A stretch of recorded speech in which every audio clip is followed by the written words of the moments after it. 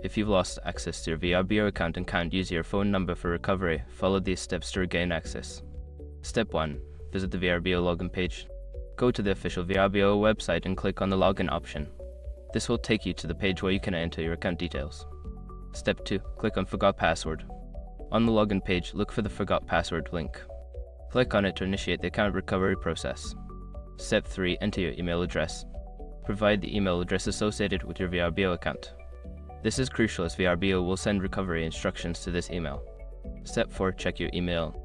Look for an email from Vrbo with instructions on how to reset your password. If you don't see it, check your spam or junk folder. Step 5. Follow the instructions. Click on the link in the email and follow the prompts to reset your password. Once you've created a new password, you can log into your account. If you encounter any issues during this process, consider reaching out to Vrbo customer support for further assistance.